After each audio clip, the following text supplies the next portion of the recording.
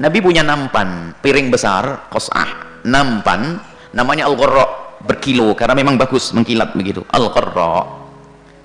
Yahmiluha arba'atu rijalin, bisa mencakup untuk makan 4 orang. Mungkin nampan yang selama ini dimiliki pondok kayak gitu kurang lebihnya. Falamma adhau wa sajadud duha, waktu masuk duha, melakukan sholat duha, utiya bitilkal qas'ati, didatangkan kepada Nabi tentang nampan tersebut.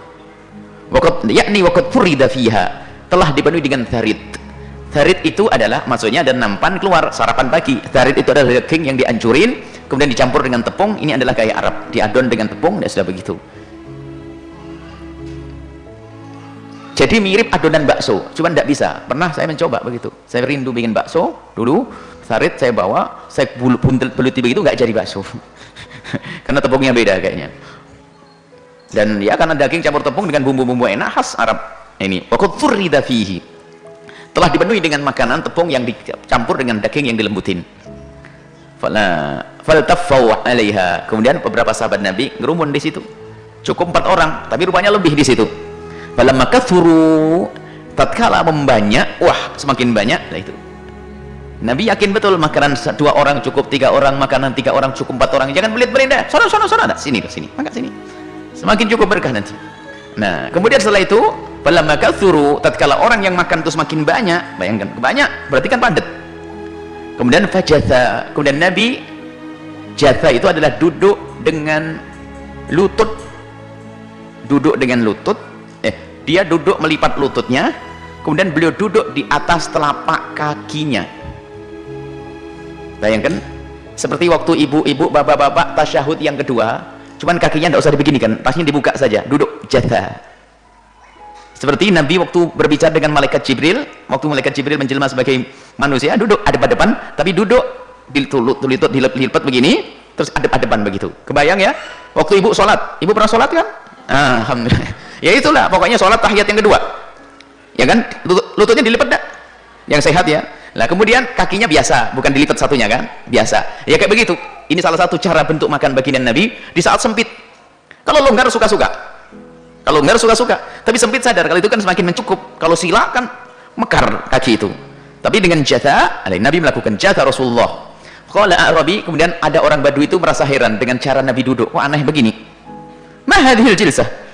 Kenapa duduk kayak begini ya Rasulullah? Faqala Rasulullah, kemudian Nabi menjawab, innallaha ja'alani 'abdan kariman. Allah menjadikan aku seorang hamba yang karim itu mulia dan pemurah. Sifat mulia, karim itu maknanya ada mulia dan pemurah. Artinya apa? Bisa dimaknai, ya ngasih kesempatan dong. Masa belit-belit ada orang lain pengen makan bareng kok langsung begini. Oh, gini, gak cukup. Ini yang langsung begini merapat mengecil. Ini tanda mulia.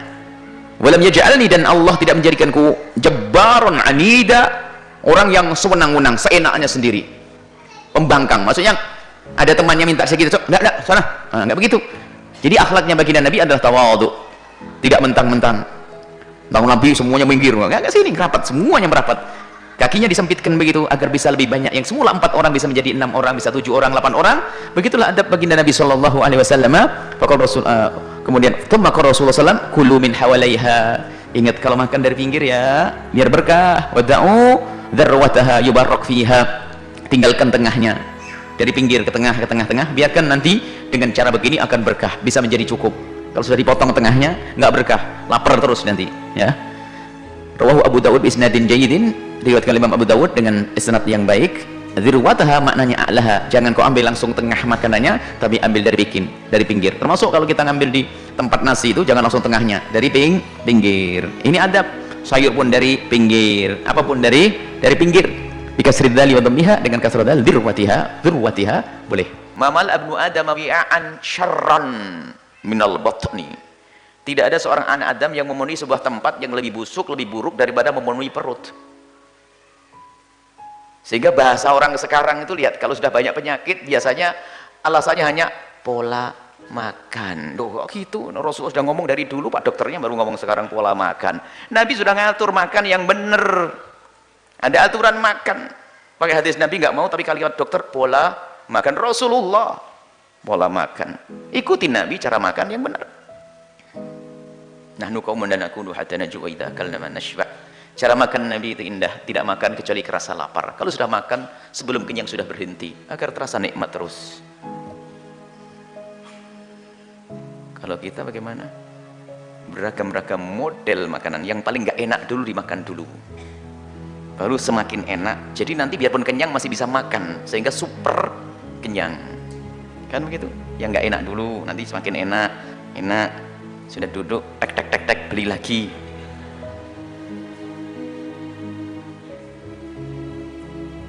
Menunggu anaknya sekolah di Al-Bahjah itu maksud Buya itu yang ngaji, tapi alhamdulillah ngaji. Ada di tempat lain itu nunggu tuh sambil ngemil. Ustadzah yang anaknya di Al-Bahjah, apa ustadzah? Bu Haji, ibu-ibu yang solehah. Itu kalau yang gitulah solehah begitu, sambil nunggu anaknya sekolah, baca Quran. Terus apa lagi? Ada kajian, belajar tajwid. Ya begitu bagus itu. Jangan seperti yang di luar sana, ngemil. Langsung nggak berani kumpulan kalau tahuan Buya nanti. Wah nggak enak. Baik, makan diatur ya. Itu sumber penyakit kata baginda Nabi SAW. Sumber penyakit, dan cara makan pun tidak mustahil itu menjadikan sebab penyakit, niup dan sebagainya. Makanya ikuti Nabi, nanti Allah akan berikan kebaikan yang banyak di dunia dan di akhirat karena sambung dengan baginda Nabi SAW. Baik, begini. Kalau kemarin cara duduk, sekarang cara makan baginda Nabi. Nabi pernah makan tamr adalah begini, muka'in begini. Karena intinya adalah tujuannya agar kita tidak berlama-lama di tempat makan, nanti akan menjadi makan banyak, jago makan nanti. Nah, jadi begini, Nabi begini.